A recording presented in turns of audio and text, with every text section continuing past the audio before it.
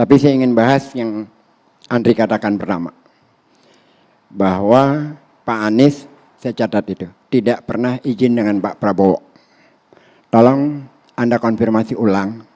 Anies orang yang sangat punya kearifan.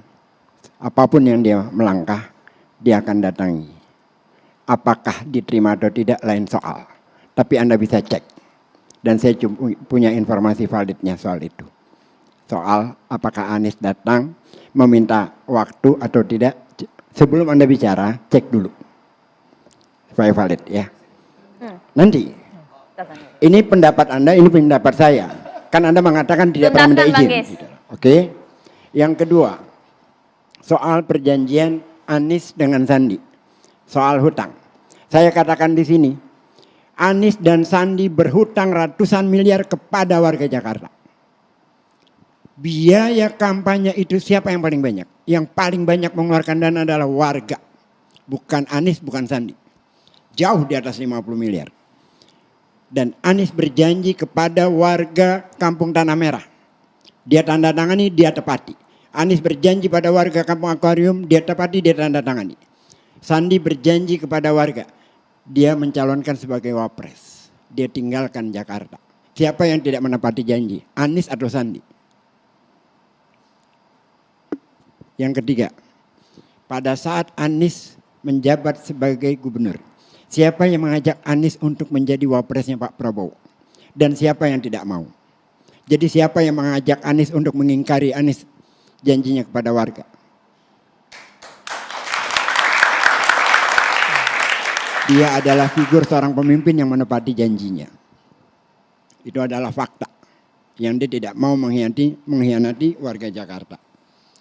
Yang terakhir, soal hutang piutang 50 miliar. Saya katakan di sini Geis Khalifah yang menyatakan, buka. Kalau ada terbuka benar masih ada hutangnya. Per hari ini juga akan saya carikan dana 50 miliar untuk dibayar. Karena seluruh rakyat Indonesia akan membayarnya. Tapi buka. Jangan seperti ini.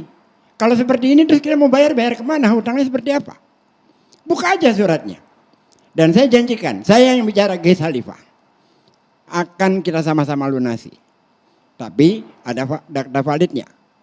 Bukan berdasarkan asumsi. Terakhir. Soal-soal kayak gini nggak enak dibicarakan. Karena kita ini berteman. Saya berteman dengan Sandi. Saya menghormati Pak Prabowo. Saya menghormati semua orang-orang itu. Lantas kita berbicara yang semuanya serba setengah. Tidak selesai. Ini hanya membangun pertikaian. Buat apa? Kalau bicara langsung terbuka. Di atas meja. Jangan ditutup-tutupi. Ini kan jadi nggak benar. Gitu loh. Anda mengatakan ini Bang Sandi. Tapi sambil menyempilkan itu di depan istana. Bang Sandi komit tidak maju.